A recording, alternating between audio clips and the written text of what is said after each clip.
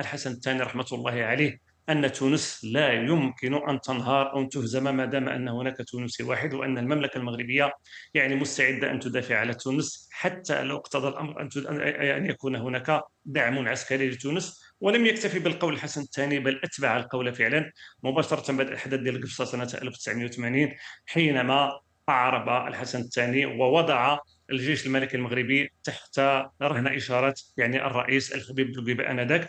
وما أهلا بكم مجددا. رسميا لا سفير للمغرب في تونس، فبعد تعيين العاهل المغربي محمد السادس السفير السابق في تونس حسن طارق على رأس مؤسسة وطنية، يبقى مكان سفير المغرب في تونس شاغرا، مؤكدا على استمرار أزمة دبلوماسية بين البلدين اللذين تجمعهما روابط قوية ومشترك تاريخي وثقافي عميق. بداية نستعيد جذور الأزمة ونعود لتحليل العلاقة بين الرباط وتونس. بدأ التوتر الدبلوماسي بين تونس والمغرب عندما استقبل الرئيس قيس سعيد زعيم جبهة البوليزاريو إبراهيم غالي خلال قمة تيغات، مما أثار غضب الرباط التي اعتبرت ذلك انحيازا ضد مصالحها. وردا على ذلك استدعى المغرب سفيره من تونس وأعلن مقاطعته للقمة. من جهتها ردت تونس باستدعاء سفيرها في الرباط، معبرة عن استغرابها من الخطوة المغربية، ومؤكدة أن استقبال غالي جاء في إطار التزامها داخل الاتحاد الإفريقي، وأن موقفها من قضية الصحراء الغربية ما يزال محايدا. منذ ذلك الحين ظل الجمود سيد الموقف، إذ لم يعين المغرب سفيرا جديدا في تونس رغم محاولات تهدئة التوتر عبر قنوات دبلوماسية محدودة. ومع حلول عيد استقلال تونس زاد غياب برقية التهنئة من الملك محمد السادس للرئيس سعيد من مؤشرات القطيعة بين البلدين. ومؤخرا عين العاهل المغربي سفيره السابق في تونس حسن طارق على رأس مؤسسة وسيط المملكة، منهيا بذلك مهامه الدبلوماسية دون تعيين بديل. فهل ينتظر المغرب تغييرا في الموقف التونسي، أم أن التوتر سيظل قائما في ظل المعادلات الإقليمية الحالية؟ ولمناقشة هذا الملف أرحب بضيفي من تونس بالسيد بلبابة سالم الكاتب الصحفي والمحلل السياسي، ومن الرباط أرحب بالدكتور عبد الحق الصنيبي الباحث في الدراسات الاستراتيجية والأمنية. أبدأ معك أولا دكتور الصنيبي، هل يعكس تعيين السفير المغربي السابق في تونس على رأس مؤسسة دستورية دون تعيين سفير جديد في تونس تعميقا للأزمة بين الرباط وتونس؟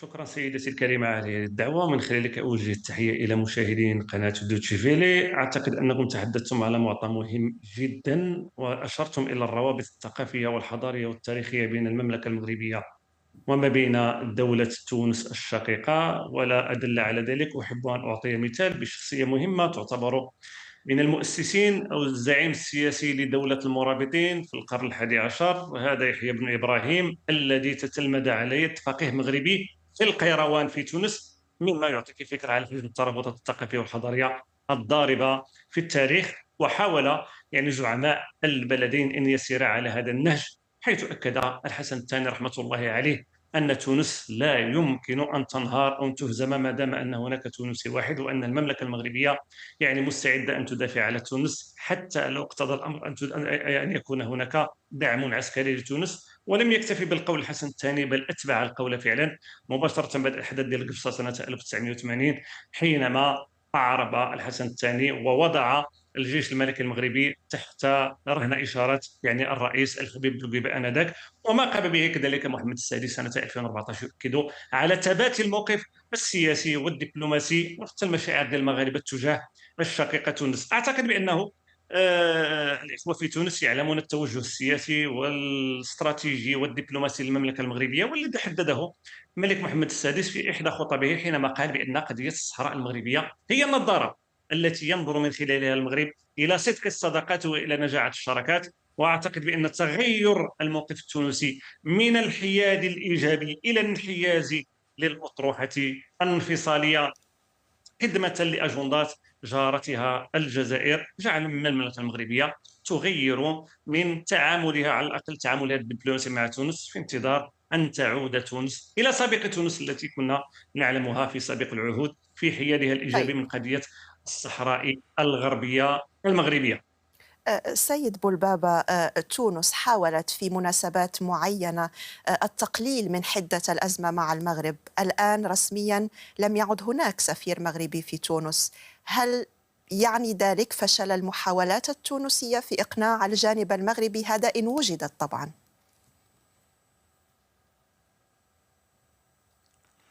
نعم، تحياتي لك في البداية ولضيفك الكريم ولكل متابعي قناتكم المحترمة. هنا طبعا عندما نتحدث عن العلاقات التونسية المغربية كما ذكر ضيفكم، طبعا هي علاقات تاريخية، يعني منذ أيام الحركة الوطنية ضد الاستعمار الفرنسي كان هناك تقريبا يعني توجه واحد وجبهة واحدة ضد الاستعمار شكلها الزعيم جمال عبد الناصر بين تونس والجزائر والمغرب ضد الاستعمار الفرنسي. طبعا نتذكر هنا الجبهة التي كانت فيها الزعماء صالح بن يوسف، أحمد بن بلة، وعبد الكريم الخطابي. هنا لكن لابد ونشير كذلك إلى مسألة مهمة أيضا، أن أكبر شوارع تونس العاصمة هي باسم الملك محمد السادس، عفوا محمد الخامس. شارع محمد الخامس هو أحد أكبر شوارع العاصمة التونسية، محمد الخامس، نعم، مما يدل على قيمة يعني العلاقات التونسية المغربية والتوجه التونسي هنا خاصة نحو دول الجوار والمغرب العربي. طبعا ما حصل في الفترة الأخيرة، في الأعوام الأخيرة وفي السنتين الأخيرتين لنقل، يعني منذ سنة 23 في القمة الإفريقية اليابانية، عندما استقبل الرئيس التونسي قيس سعيد يعني رئيس جبهة البوليزاريو إبراهيم غالي. هنا طبعا المغرب ربما احتج بشدة، رغم أن هذا اللقاء جاء ضمن قمة إفريقية طبعا يابانية، وتونس هي ملزمة، هي تحت ضد هذه القمة وملزمة باستقبال الجميع، طبعا باستقبال جميع الرؤساء، والاتحاد الإفريقي هو الذي يشرف على تنظيم مثل هذه المؤتمرات بالطبع. ولكن هذا الأمر أثار غضب لماذا لم يتم تجاوز هذا الأمر لحد الآن من وجهة نظرك؟ لم يتم تجاوز هذه الأزمة، مر عليها تقريبا 2.5 وتونس يعني تقلل من، يعني قللت والله من هنا. نعم تفضل. هنا تونس أعتقد يعني أنها قامت بما يجب عليها أن تقوم به. هي في أكثر من مرة، حتى وزير الخارجية التونسي يعني في نهاية السنة الفارطة تحدث على أن العلاقات المغربية التونسية طبعا تبقى علاقات يعني لا تشوبها شائبة، وأن حصلت لقاءات على هامش يعني مؤتمرات دولية سواء في باريس أو حتى في الصين في القمة الأفريقية الصينية، يعني بين رئيس الوزراء المغربي والوزير الخارجية التونسي. نفس الشيء كذلك التصريحات التونسية كانت كذلك أيضا فيها كثير من تلطيف الأجواء، عندما عبر كذلك وزير الخارجية التونسي في يعني في نهاية السنة الماضية 2024 عندما قال بأن تونس لم يعني بقيت على الحياد في النزاع بين الصحراء الغربية هنا والمغرب، بقيت على الحياد عفوا بين المغرب والجزائر. نفس الشيء كذلك لم تعترف يعني إلى الآن وملتزمة بالشرعية الدولية، لم تعترف بالجناح العسكري الموجود في الجزائر التابع للصحراء الغربية يعني، وبقيت ملتزمة بالشرعية الدولية. فبالتالي أعتقد أن الخطوة التصعيدية هي كانت أساسا من المغرب، وتونس عبرت في أكثر من تصريح على أن المسألة يعني تم تجاوزها، وأنها لم يكن هناك أي تطبيع للعلاقة بين تونس والصحراء الغربية وتونس وجبهة البوليزاريا وتونس وهذه التصريحات يعني موثقة. عندما استقبل إبراهيم غالي يعني رئيس جبهة البوليزاريو استقبله كرئيس دولة، كان هناك العلم التونسي وعلم جبهة البوليزاريو، وهذا ربما ما أثار حفيظة المغرب. ولكن هنا في هذا الخصوص هذه المؤتمرات الدولية يعني الاتحاد الإفريقي هنا هو الذي يشترك مع تونس بتنظيم مثل هذه المؤتمرات. طبعا تونس هي أرض لقاء وقتها في شهر أوت 2023 التي احتضنتها طبعا تونس القمة الإفريقية اليابانية. فبالتالي هنا هذه مسألة طبعا الاتحاد الإفريقي هو في جزء كبير هو المسؤول عن توجيه الدعوات، وهو طبعا وتونس كانت أرض لقاء. بالتالي هنا تونس لا يمكن أن ترفض يعني مشاركة أي عضو هنا أو زائر يعني قدمه الاتحاد الافريقي. فبالتالي اعتقد ان المساله اخذت اكثر من حجمها من طرف المغرب هنا، لان تونس لم تقم باي خطوات اخرى لاحقه. يعني لو كان هناك اتجاه ما لاتخذت تونس خطوات اخرى، لكن تونس لم تتخذ اي خطوات وبقيت في عند هذا الحدود. يعني انتهت تلك القمه وعاد السيد ابراهيم غالي الى بلده وانتهى الموضوع تماما، ولم تقم تونس يعني باي خطوه، واكدت التزامها بالحياد التام في المسألة وبالتزامها بالشرعية الدولية. يعني لا يمكن أن يطلب منها أكثر من هكذا. طيب دكتورة الصنايبي، ضيفي أستاذ بولبابا سالم يعني قال أن تونس قامت بعدة خطوات في اتجاه ربما رأب هذا الصدع بين تونس والمغرب، لكن التصعيد من الجانب المغربي. ما الذي ينبغي لتونس القيام به من وجهة نظر المغربية لعودة العلاقات لسابق عهدها؟ أعتقد سيدتي الكريمة أنه يجب أن على الأقل أن يتسم هذا النقاش بالصدق والصراحة والوضوح. يعني حينما نحاول أن نلعب على مجموعة من الكلمات ونحاول تغيير مجموعة من المعطيات التاريخية فهذا معطى خاطئ. أنا أصلت العلاقات المغربية التونسية وقلت أنها منذ القرن العاشر حتى العشر الميلادي، حتى قبل قيام دولة المرابطين، وقلت بأنه العلاقات كانت ثابتة. وضيفكم الكريم من تونس تحدث على مرحلة الحركة الوطنية والتي كان جمال عبد الناصر بعيدا كل البعد عنها، حيث كانت يعني حزب الدستوري التونسي، وكانت جبهة التحرير الوطني، وكان حزب الاستقلال المغربي، ولم يكن عبد الكريم الخطابي ضمن هذا التحالف الحزبي لمقاومة الاحتلال. والمؤتمر ديال طنجة ربما يحيل عليكم صديقكم. أنا أقول بأنه ما قام به الرئيس التونسي قيس سعيد يعني لم يسبقه الى ذلك اي رئيس تونسي. وضيفكم الكريم يعلم بان هذه الجبهه الانفصاليه تاسست منذ سنه 1974 ولم يجرؤ على الحبيب بورقيبه ولا زين العابدين بن علي ولا باجي قايد السبسي ولا منصف المرزوقي ولا باجي قايد السبسي اي رئيس على استقبال هذا الزعيم الانفصالي.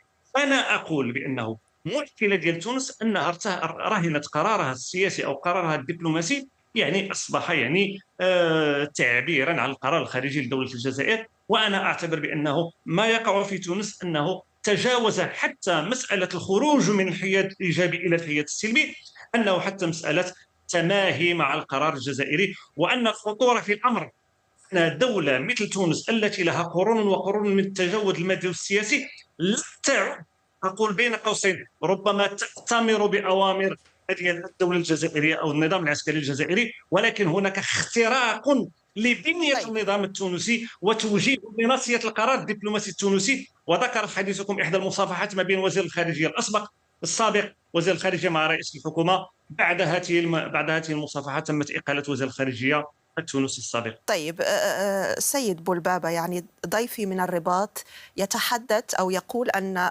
القرار السياسي الخارجي التونسي رهين بالقرار السياسي الخارجي الجزائري. كيف تنظر إلى هذه النقطة؟ أعتقد أن هذا الكلام الذي يقوله ضيفك الكريم هنا لا يساعد لا في تلطيف الأجواء ولا في تهدئة العلاقات ولا في عودتها إلى سالف عهدها. يعني إلقاء الاتهامات هكذا جزافا وكأنه يتحدث عن رهن القرار التونسي بالقرار الجزائري، هذا كلام يعني غير مقبول وغير معقول وليست له أي أسس. يعني عندما نتحدث هنا عن طبعا تحدث دائما أزمات، يعني هل معنى ذلك عندما تتحسن العلاقات الجزائرية التونسية يكون ذلك على حساب ليبيا وعلى حساب الجزائر؟ عندما تتحسن العلاقات التونسية الليبية مثلا يكون ذلك على حساب الجزائر أو المغرب؟ يعني هذه كلام في الحقيقة يعني لا يساعد على يعني على لنقل معناه إنجاز خطاب دبلوماسي وسياسي بناء.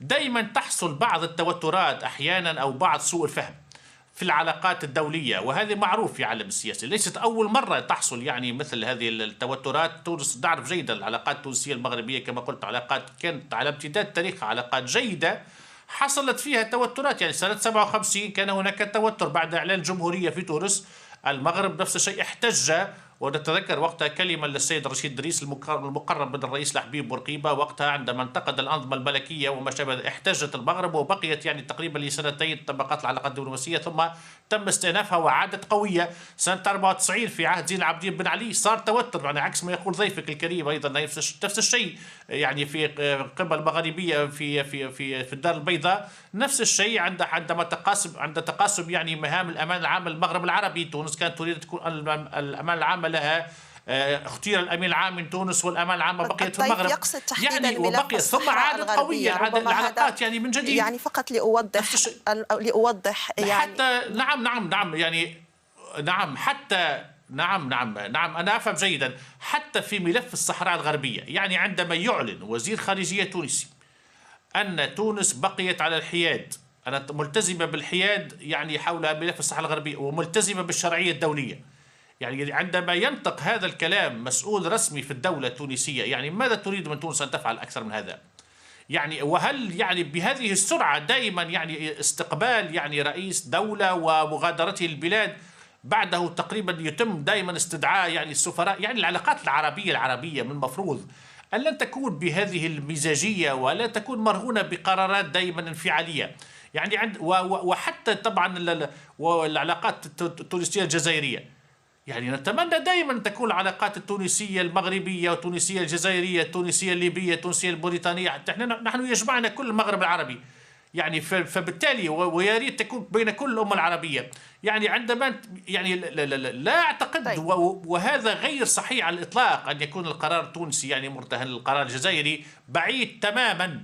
وقلت أن تصريحات المسؤولين التونسيين تصب في هذا الإطار. يعني عندما يصرح نقطة مهمة هل هناك من كذبه مسؤولين في الدولة؟ لا أحد كذبه. أسأل فيها ضيفي دكتورة نعرف سميبي جيدا أن وزير الخارجية نعم. دكتورة سميبي، السيد بولبابة يقول أن الموقف الرسمي التونسي واضح، أنه هناك حياد وأنه سيتم الالتزام بالمبادرات أو الشرعية الدولية كما تفضل والقرارات الدولية، بمعنى أن الموقف الرسمي التونسي لا يميل إلى جهة معينة.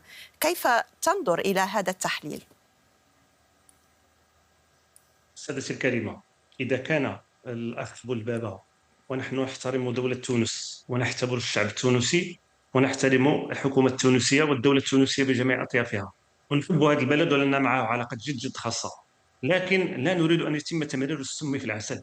لأن إذا كان الموقف ديال الدولة التونسية هو ما يعبر عنكم ضيفكم في تونس فهذه الكارثة والطامة الكبرى، لأن قال جملة خطيرة تؤكد بأن اندحار وانحدار تونس إلى الموقف الانفصالي حينما قال بأنه ليس هناك مشكلة في أن يستقبل الرئيس ديال تونس قيس سعيد رئيس دولة، ووصف زعيم جبهة انفصالية نعتبره نحن بأنها إرهابية يعتبره بأنه رئيس دولة، وبالتالي يعترف بأنه دولة ويقول لك بأنه ليس هناك مشكلة. هذه هي كارثة الكوارث. كما تعلمين أختي الكريمة بأن المغرب جمد علاقته مع فرنسا لأزيد من سنتين بسبب قضية الصحراء الغربية المغربية.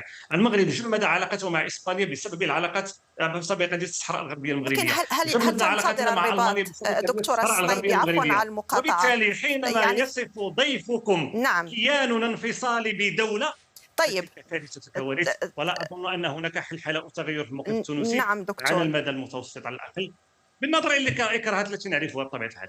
نعم، قلت أن المغرب حتى في علاقته مع فرنسا ودول أخرى يحتكم إلى معيار موقف هذه الدول من الصحراء الغربية. هل المطلوب مغربيا من تونس أن تميل إلى الطرح المغربي؟ هل هذا الذي سيرضي الحكومة المغربية؟ لا نقول على الأقل أنه لا تميل إلى الطرح الانفصالي، وحينما كان يسفك الدم التونسي من طرف الجزائريين كان المغرب إلى جانب تونس، وإلى الآن نعتبر بأن تونس مظلومة في حدودها الترابية. وإلى الآن نحن المغاربة من خلال دراستنا التاريخية وأنا متخصص في تاريخ هذه المنطقة نعتبر بأن مناطق مثل قسنطينة مثل عنابة هي أراضي كانت دائما تابعة للدولة الحبشية. فحينما نقول إذا كنت لا تدعم وحدة الترابية للمملكة المغربية صراحة فعلى الأقل ليس هناك تفهم لموقف تونس. والأستاذ بولبابة يقول بأن رئيس تونسي استقبل رئيس دولة. حينما يقول هذا الكلام هذا السادة الكريمة في العلاقات الدولية هناك والقانون الدولي هناك ما يسمى بالاعتراف الصريح وهناك ما يسمى بالاعتراف الضمني. حينما تستقبل زعيم جبهة انفصالية وتنعته برئيس دولة وتضع علمه الوهمي وراء ظهره، فهذا يعتبر اعترافا ضمنيا بهذا الكيان الفيصلي. وهذا ما يعتبره الدبلوماسيه المغربيه بانه تغيرا جذريا في التعبير الدبلوماسي، لازلنا نقول للشقيقه تونس طيب. في انتظار ان تغير موقفها. وانت تعلمين بان المغرب لم يستعد علاقته مع اسبانيا ولا مع فرنسا الا بعد استصدار قرار صريح من مغربيه الصحراء. طيب، السيد بولبابا، يعني تحدثنا وفصلنا الخلاف. الآن يعني تبقى لدينا دقائق. يعني الحلول، هناك مشترك ثقافي، هناك مشترك تاريخي، ديني، لغوي حتى مع تونس. يعني ما الحل من وجهة نظرك ليتم رأب هذا الصدع؟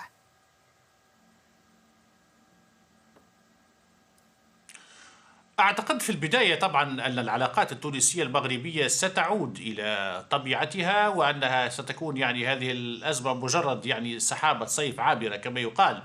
وهنا تقريبا يعني ضيفك تحدث عن الاستقبال إبراهيم غالي من طرف الرئيس قيس سعيد. دائما أعيد وأؤكد أنها كانت ضمن مؤتمر القمة الإفريقية اليابانية، يعني لم يتم استقباله يعني في زيارة دولة منفردة أو ما شابه ذلك.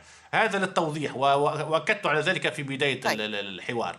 بالنسبة لكيفية إصلاح هذه العلاقات، أعتقد أن إصلاح هذه العلاقة سيأتي، لأن الروابط بين شعوب المغرب العربي جميعا طبعا هي روابط تاريخية وكبيرة كما ذكرت منذ أيام الحركة الوطنية. فبالتالي أعتقد أن ما يحصل الآن هو صحيح، يعني ربما خلق نوع من الانزعاج من الطرف المغربي، وسحب سفير، وتونس كذلك سحبت سفيرها من المغرب وعينت السفير الذي كان موجود هناك طبعا في وزارة الخارجية التونسية كمدير، مثل ما تم المغرب كذلك عين سفيره السابق كذلك في أحد المؤسسات الدستورية المغربية. ولكن أعتقد يعني أن الإرادة المشتركة بين البلدين، وأن أعتقد أن من يجب فعلا أن المغرب يعني كان من المفروض، وهذا قلته، يعني أن تقوم بمبادرة. يعني هنا أول شيء يعني مسألة هنا عدم إعادة السفير إلى مكانه. هذا أعتقد يعني أنه ساهم في ترسيخ أو في ترسيخ هذه الأزمة. نفس الشيء مر كذلك عيد الاستقلال الوطني التونسي، وكانت حتى كإجراء بروتوكولي أحيانا يتم يعني برقية تهنئة. مثلا تلقى الرئيس قيس سعيد الكثير من برقيات تهاني من مختلف يعني زعماء وملوك العالم إلى غير ذلك بمناسبة عيد استقلال تونس يوم 20 مارس الجاري. المغرب لم يقم بإرسال برقية تهنئة إلى الرئاسة التونسية. هذا يعني أحيانا مبادرات صغيرة قادرة على حلحلة ملفات كبيرة.